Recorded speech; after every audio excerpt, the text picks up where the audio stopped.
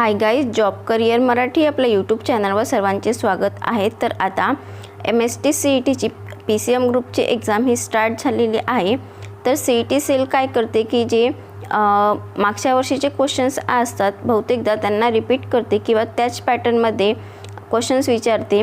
तर जो एक्झामचा जो क्रायटेरिया आहे किंवा जो पेपर विचारण्याचा पॅटर्न आहे तो नेमका कसा असतो हे समजून घेण्यासाठी विद्यार्थ्यांना जे प्रीवियस इयर्सचे क्वेश्चन्स असतात ते सॉल्व करून पाहणे तेवढेच गरजेचे असते।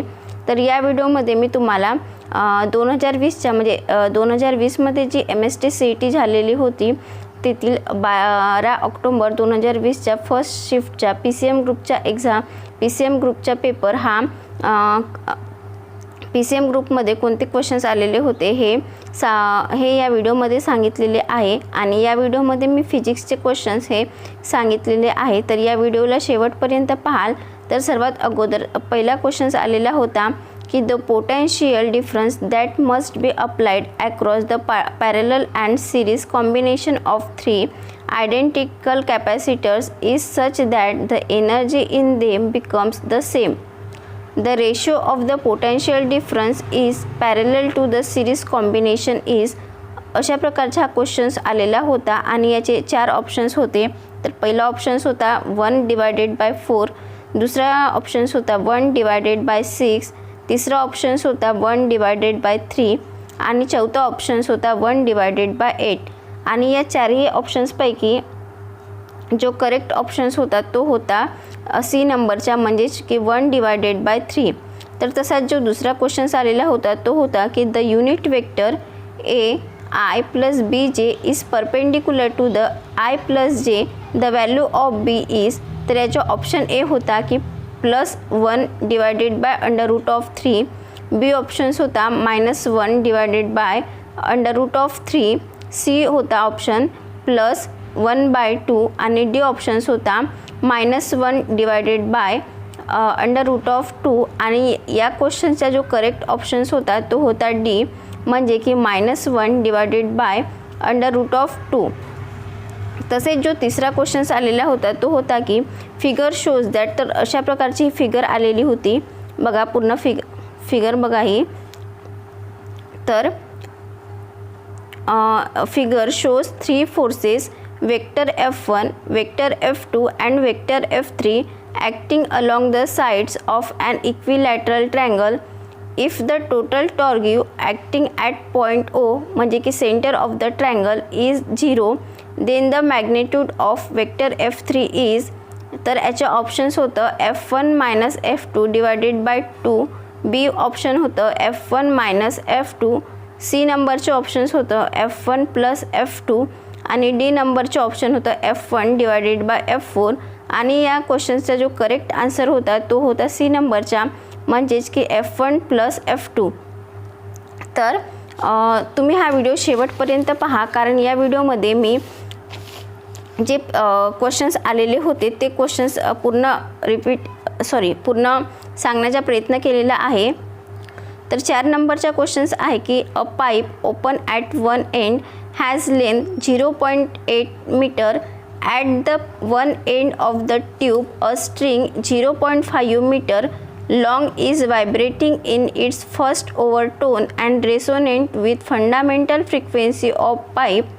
If tension in the string is 15 N, the mass of the string is speed of sound is equal to 320 meter per second. तर याला ऑप्शन्स दिलेले होते 25 ग्राम, बी ऑप्शन्स होता 15 ग्राम, सी ऑप्शन्स होता 20 ग्राम आणि डी ऑप्शन होता 10 ग्राम.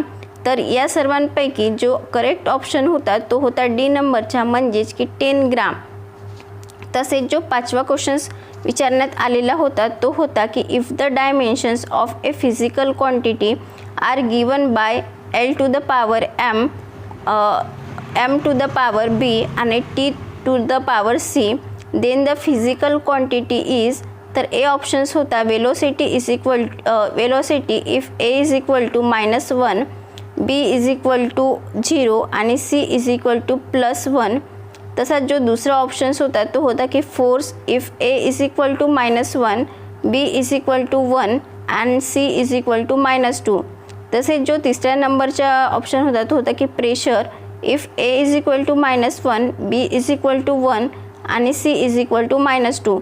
तसेच जो डी नंबरचा ऑप्शन होता तो होता acceleration if A is equal to 2, B is equal to 1 आणि सी इज इक्वल टू -2.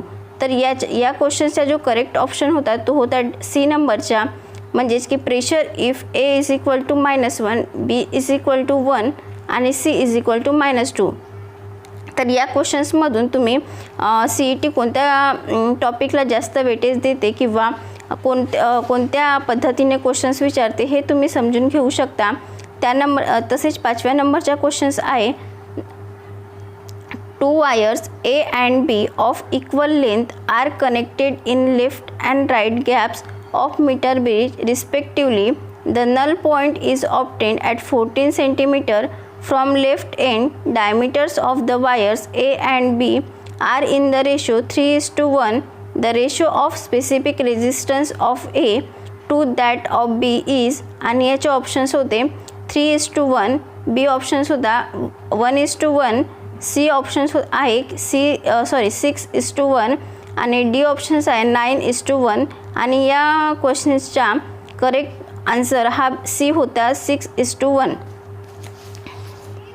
तसा जो नेक्स्ट क्वेश्चन्स विचारण्यात आलेला होता तो होता की the frequency of 2 tuning force A and B are 1.5% more and 2.5% less than that of the tuning fork C.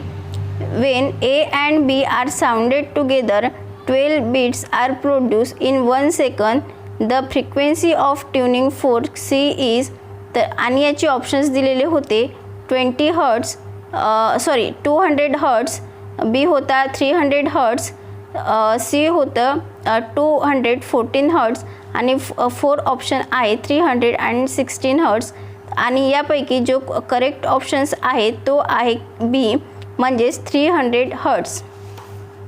तर नेक्स्ट क्वेश्चन्स विचारण्यात आलेलं होतं a ball of mass M is attach to the free end of an inextensible string of length L.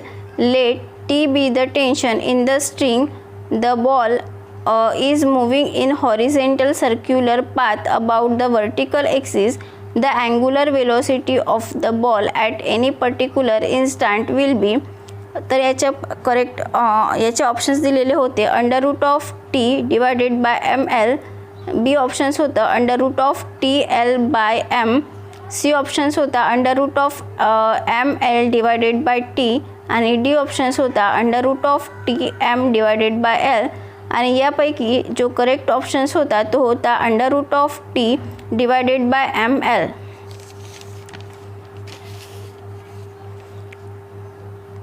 तसंच की जो 11th नंबरचा questions होता तो होता की a stationary body exports into 2 parts of masses m1 and m2. They move in opposite directions with velocities v1 and v2. The ratio of their kinetic energy is. यापैकी पहिलं ऑप्शन्स होतं m2 divided by m1. B options होता m2 divided by m1 to the power 1/2. C options होता m1 divided by m2 to the power 2 आणि D options होता m2 divided by m1 to the power 2. आणि याचा जो correct options होता तो होता ए नंबरचा, म्हणजेच की m2 डिवायडेड बाय m1. तसेच जो 12 नंबरचा क्वेश्चन्स विचारण्यात आला होता तो होता की in metre bridge experiment to minimise an error due to contact resistance. तर आणि याचे ऑप्शन्स दिलेले होते use non uniform metre bridge wire. B options होतं repeat the experiment by interchanging the resistance in gaps. C नंबरचे options होतं increase the current flowing through metre bridge wire आणि D नंबरचे ऑप्शन्स होतं changing the value of known resistance in the gap. आणि यापैकी जो correct answer होतं तो होतं की repeat the experiment by interchanging the resistance in gas. तर हे क्वेश्चन्स जी 2020मध्ये MST CET झालेली होती तिथे विचारण्यात आलेले होते आणि हे सर्व क्वेश्चन्स फिजिक्समधून विचारण्यात आलेले होते. तर जर तुम्ही ज्या विद्यार्थ्यांची आता पेपर आहेत चालू, ते विद्यार्थी या क्वेश्चन्सना पाहून CET नेमके कोणत्या टाईपचे क्वेश्चन्स विचारते किंवा कोणत्या टॉपिकला जास्त वेटेज देते हे तुम्ही समजून घेऊ शकता. जर तुम्हाला माझा आजचा हा व्हिडिओ आवडला असेल तर व्हिडिओला लाईक करा, शेअर करा. तसेच जर तुम्ही माझ्या चॅनलवरती पहिल्यांदाच भेट दिलेली आहे तर चॅनलला सबस्क्राईब करून ठेवा. तसेच आजचा हा व्हिडिओ पाहिल्याबद्दल धन्यवाद.